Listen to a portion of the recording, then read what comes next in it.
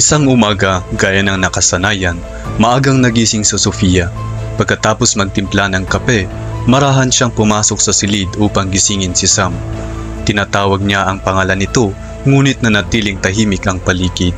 Lumapit siya, tinapik ang balikat nito at muling tumawag, pero wala pa ring tugon. Sa una, iniisip ni Sofia na baka sobrang pagod lang si Sam at kailangan ng mas mahabang tulog. Ngunit habang lumilipas ang mga segundo, ramdam niya ang paggapang ng kaba. Paulit-ulit niyang tinawag ang pangalan nito. Nanginginig ang kanyang tinig hanggang sa tuluyan na siyang napasigaw ng iyak. Narinig ng mga kapitbahay ang hagulgol at agad silang nagsidatingan. Doon kanilang nadatnan si Sam, nakahiga, malamig at wala ng buhay. Agad nilang tinawagan ang ambulansa. Ilang minuto pa dumating ang mga paramedics. Sinubukan nilang suriin si Sam, ngunit matapos ang ilang saglit, isa lamang ang kanilang maibabalita. Ang pinakamalupit, pinakamasakit na katotohanan para kay Sofia. Patay na si Sam Abraham.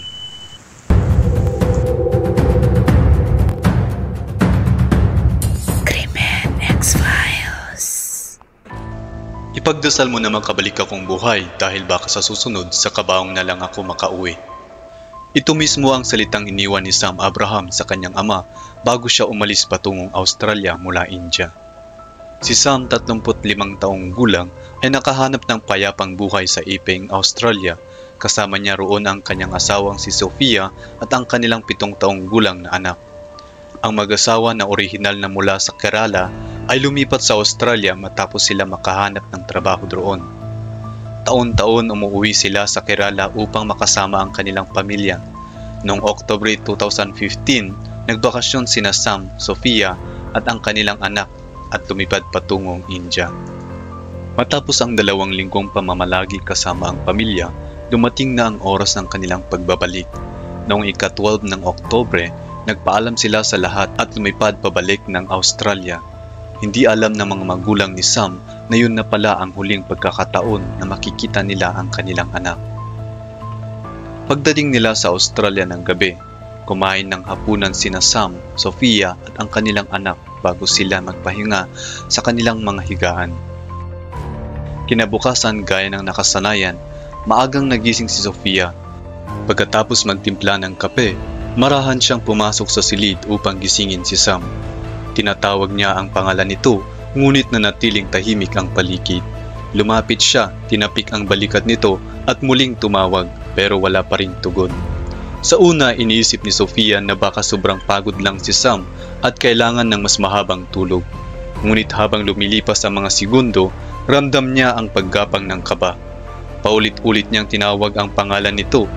Nanginginig ang kanyang tinig hanggang sa tuluyan na siyang napasigaw ng iyak. Narinig ng mga kapitbahay ang hagulgol at agad silang nagsidatingan.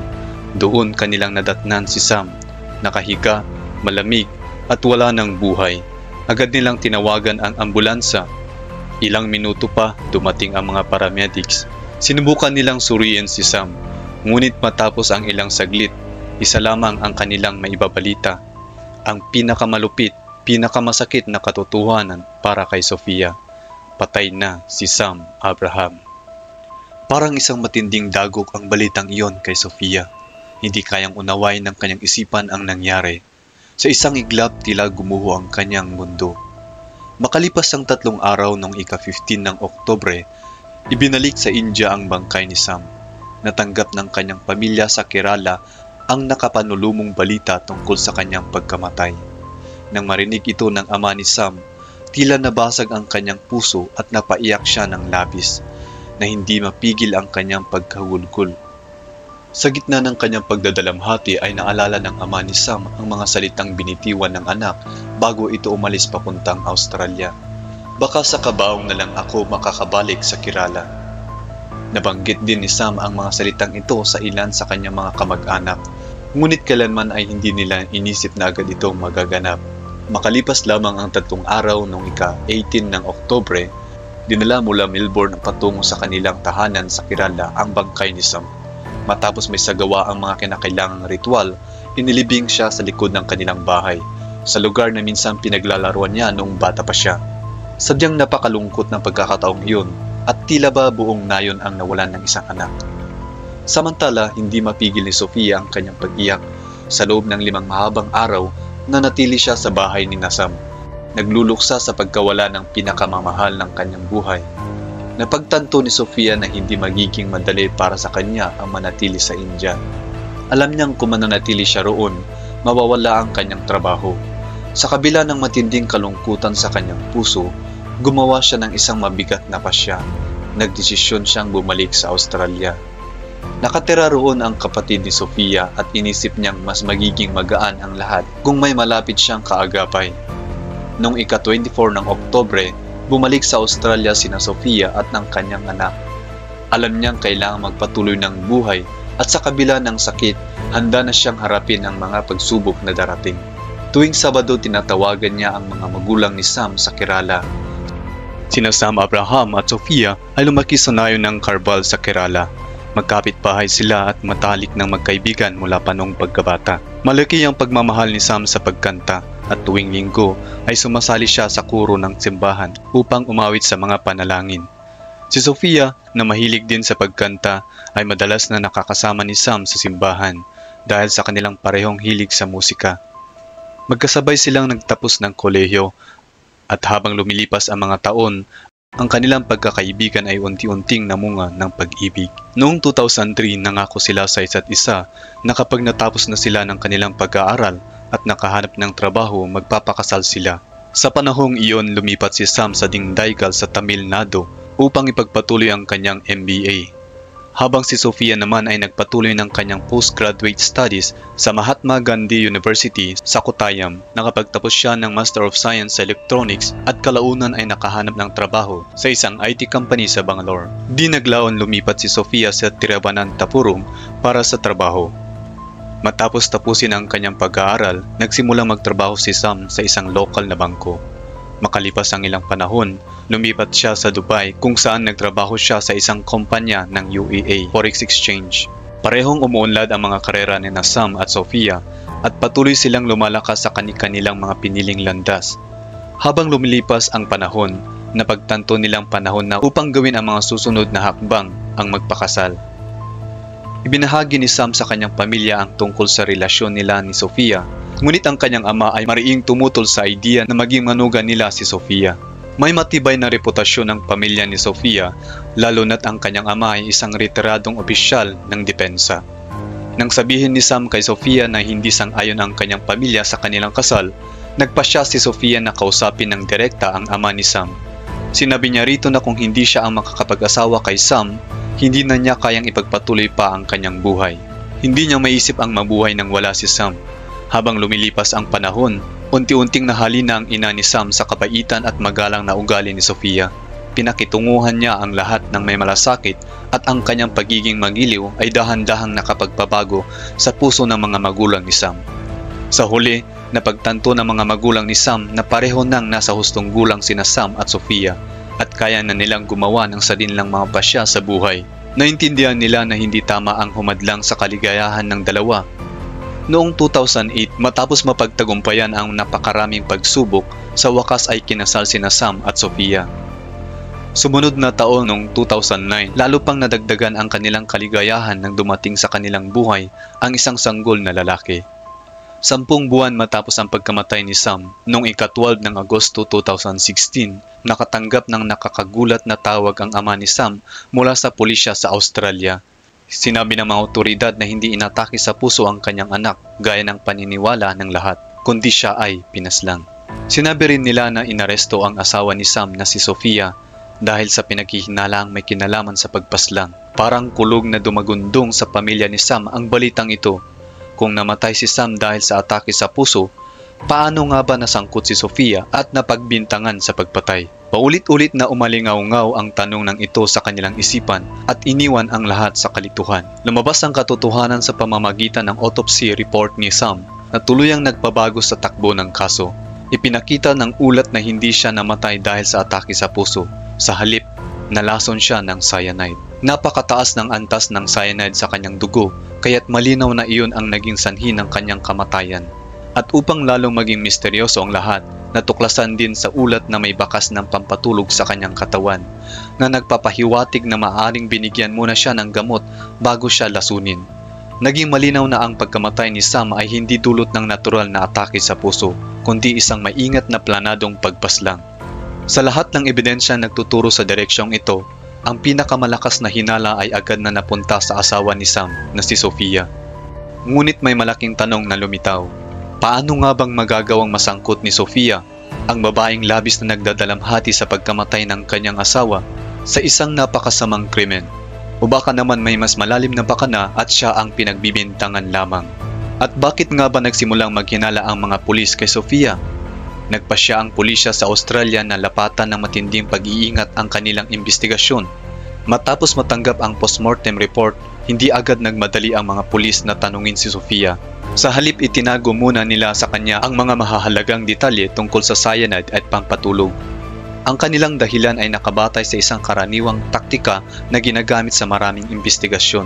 Sa mga kasong hindi agad natutukoy ang salarin, madalas na patuloy lamang silang umaasta ng normal sa pag-asang lilipas din ang mga hinala.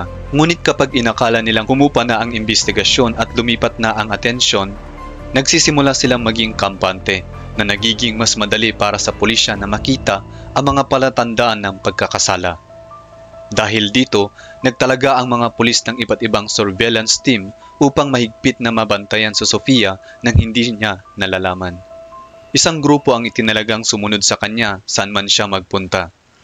Binibigyang pansin ang kanyang mga pang-araw-araw na gawain at pakikisalamuha. Ang isa pang grupo naman ay nakatuon sa pagsubaybay ng kanyang mga tawag sa telepono. Nakikinig kung may mga usapan na maaaring magbunyag ng mahalagang detalye.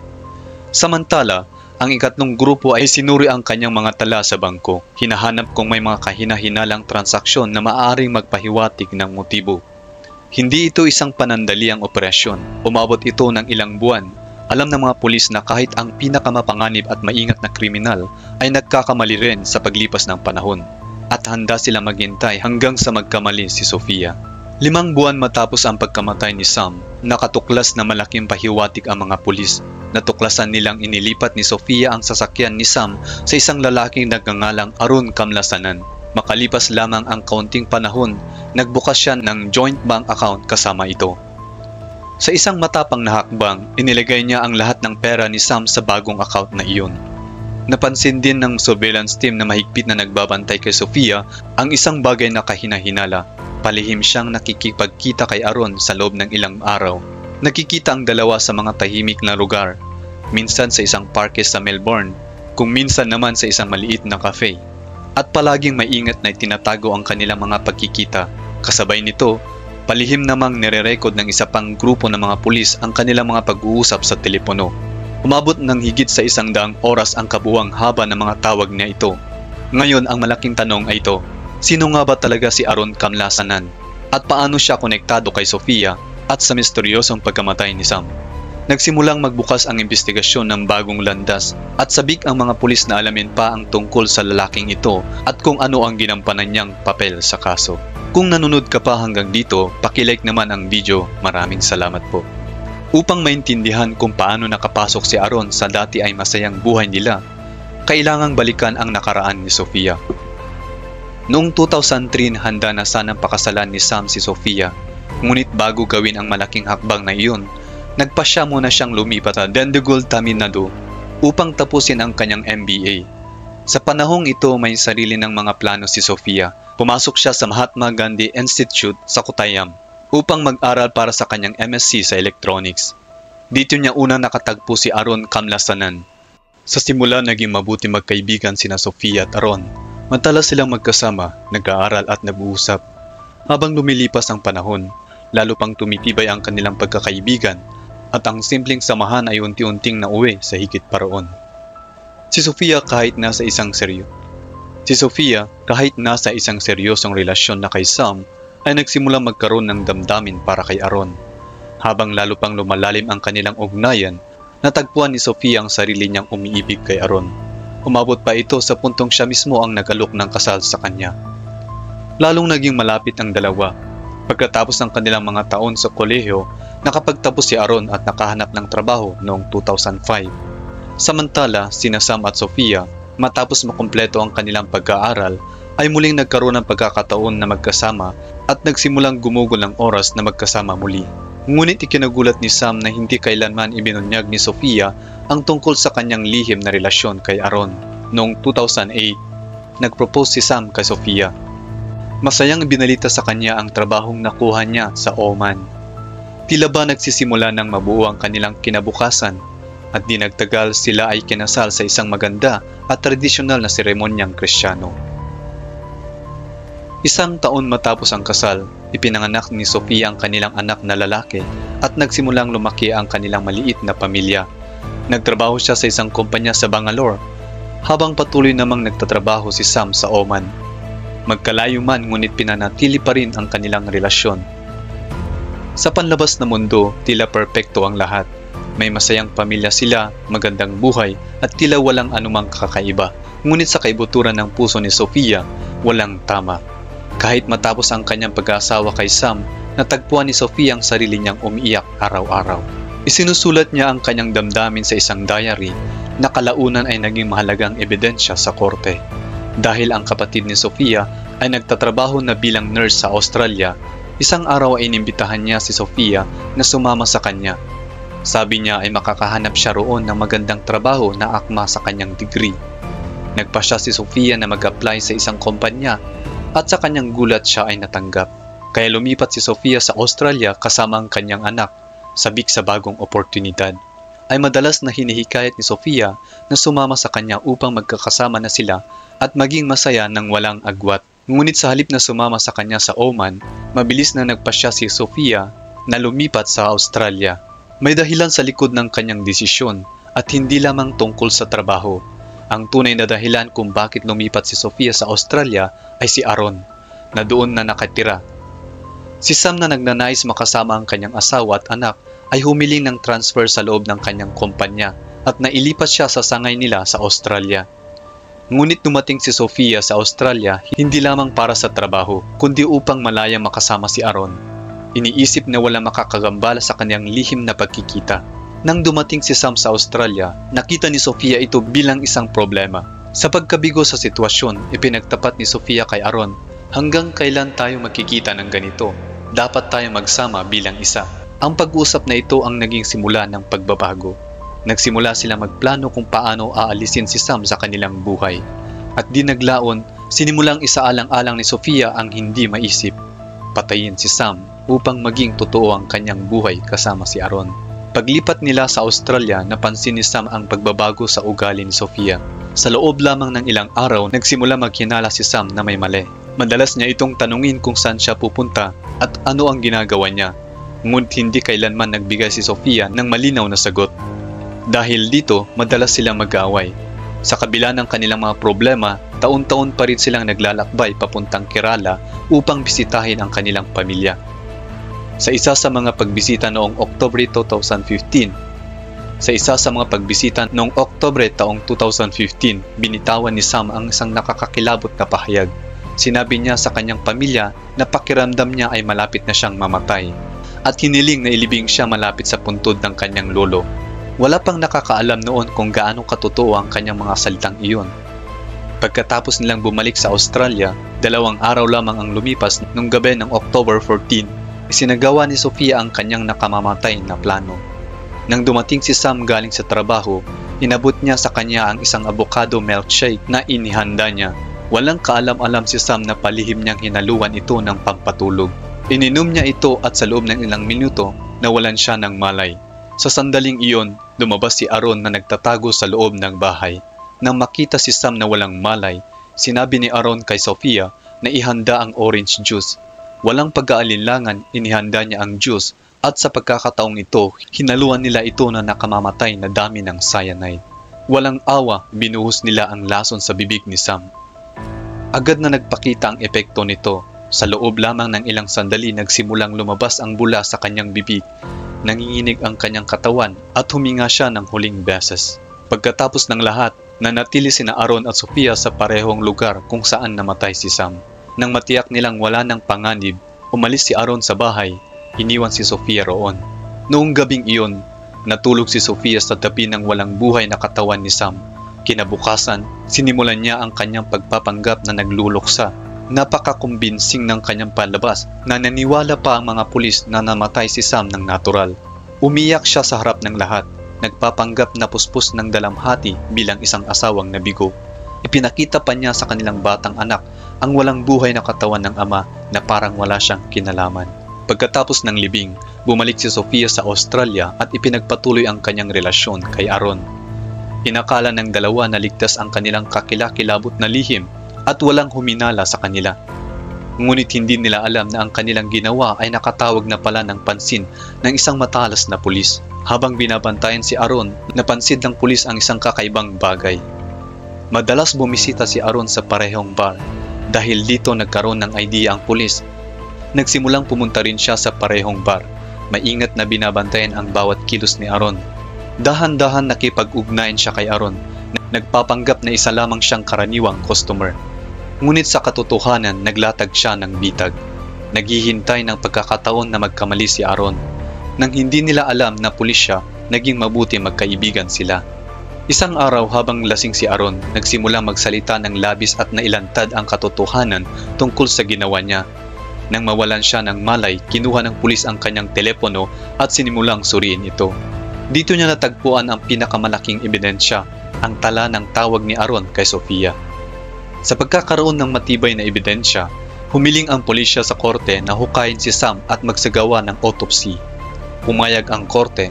Habang tinatanong ng mga opisyal sina Sofia at Aaron, inihukay si Sam mula sa puntod sa Kerala. Kinumpirma ng resulta ang autopsy na ang katawan ni Sam ay may lamang cyanide. Sa gitna ng pagtatanong, sa wakas ay inamin ni na Sofia at Aaron ang kanilang krimen. Binigyan ng hukom na humahawak sa kaso si Aaron ng 27 taong pagkakakulong na walang parol, habang si Sofia naman ay nakatanggap ng 22 taong pagkakakulong na walang parol. Nang marinig ang hatol na iyak ng labis si Sofia at nagmamakaawan na paikliin ang kanyang sentensya, sabi niya ay may anak siya. Ngunit sumagot ang hukom, mas mabuti para sa bata na wala ka sa kanya, at ipinagkaloob ang kustodiya kay Sonia. Gayunpaman, nakipaglaban din ang mga magulang ni Sam para sa kustodiya ng bata. Pinakinggan ng korte ang kanilang kahilingan at nagpasya na ibigay ang bata sa mga magulang ni Sam. Walang lihim ang mananatiling nakabaon magpakailanman.